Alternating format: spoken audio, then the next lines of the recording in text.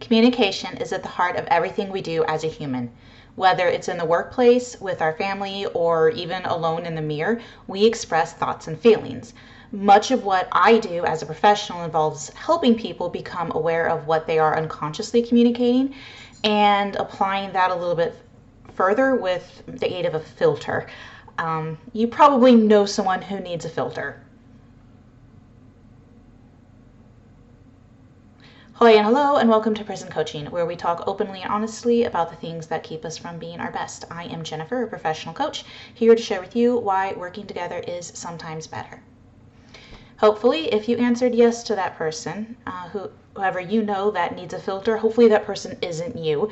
But even if it is, that's perfectly normal and absolutely okay. Today I'm going to share with you 3 golden gates. That is my technique for teaching people how to apply a filter, which is just a series of 3 yes or no questions. It's short and easy enough to remember to apply in everyday conversation.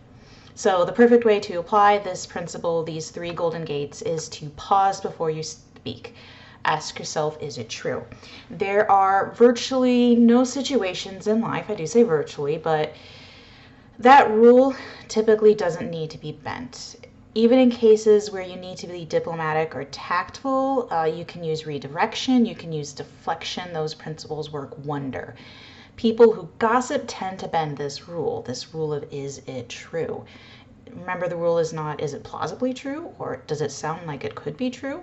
Maybe it could have happened. Things that are true can still be hurtful, so this gate is honestly the easiest one to pass. But you still need to apply other principles, unless of course you're a pathological liar, in which case you do need to ask yourself, is it true, quite a bit. But chances are you aren't a habitual liar, so the next question you need to ask yourself is it kind? If something isn't true and it's not kind, we can generally eliminate it and stop there.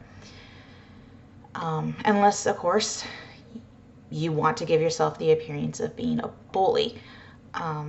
This happens a lot in unequal relationships where a boss or a parent or an expert will define something that is true, but they don't get past that second gate. They don't answer, is it kind? Those same individuals who will deliver true but unkind information will be shocked to hear negative feedback regarding their message delivery. This is often termed the C-suite challenge. Sometimes when you're delivering tough love, don't forget the love aspect of it. Now there's a third gate I haven't forgotten, and that's sometimes the thing you want to say is true and the thing you want to say is kind, but you have to ask yourself one final question. Is it necessary? I challenge you to think of a situation. Let me know if you can think of something not covered by those 3 gates. But is it necessary is also pretty self-explanatory. People who effectively manage relationships with others don't say unnecessary mean statements, even if they're true. This is where you might get tripped if you fancy yourself the kind of person who tells it like it is or calls it like they see it, someone who gives straight talk. You're saying things that are true, but they're not necessary, and they're mean. It needs to pass that third gate. I'm going to practice some tough love right now and tell you that if you're only passing the first and third gate, just keep your opinions to yourself. I'm going to condense down my experience with you to kind of demonstrate. This is a real life situation that's obviously been condensed, but let me set the stage for you. So you're in a classic budget meltdown. You're a division president, and your regular staff meeting, one of your fellow division presidents is asking for a bigger budget. It's sizable. It's going to cut into your share of the budget by 30%. And the reason is simply because they mismanaged their own ordering process. So you interject, that is absolutely ridiculous, because it is. And then you turn to your boss and say, I can't operate on shoestrings. Your coworker, who is also a little bit of a hothead, retorts, why don't you just keep your mouth shut for once?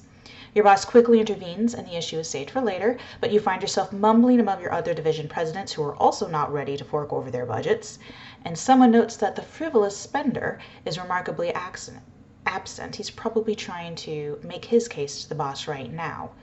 You note that this wouldn't be the first time he's tried something like this. Although you're much reasonably colder to him, you are still professional with him until you get a call from HR. Your boss referred you to anger management. You, not the hothead. So let's break down where these rules got broken. Well, it may be true that he squandered his budget, and maybe you did need to let your boss know that your budget is earmarked and you can't let it go. Using language like ridiculous, like shoestring, those are inflammatory and they're definitely not kind. His retort wasn't kind or necessary, and it's easy to see why. But what about the venting? Small amounts of regulated venting are good, but what you said probably wasn't true. You were clearly catastrophizing in the presence of a safe audience, and even if it did turn out to be true, you didn't even know that for certain, which didn't help the situation. So you had words that weren't kind, and you had words that weren't true, and although you might have thought the situation was necessary, the way in which delivered it wasn't. That conversation by both parties did not pass the 3 golden gates. So here's how the situation could have gone. Your prison president asks for the big budget increase in the staff meeting, and you pause and walk yourself through the golden gates.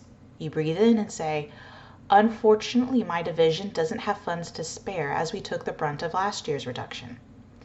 To your boss, you say, "If you do decide to prioritize my coworkers' division, you'll need me to prioritize A or B, as I'll only be able to support one of those projects." Your coworker, not offended because you haven't used that inflammatory, mean language, doesn't raise his hackles and is perfectly content to hear your boss's guidance. Although your boss isn't ready to give his verdict and get back with you, and is ready to get back with you later, you sit with the other more responsible, less spendthrift division presidents, and someone remarks that the big spender's probably schmoozing with the boss right now. But actually, you note, here he comes now. He offers the proposal. So I was wondering, since I duplicated many of my supplies, would it make sense to do a transfer to each of your divisions that'll save you money as well as recoup some of my losses? Doesn't this situation sound so much better? And didn't it result in a better outcome? If you feel heated before you reply, take that pause, breathe in, and ask yourself, is it true? Is it kind? Is it necessary?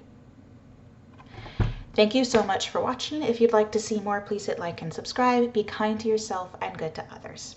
Bye.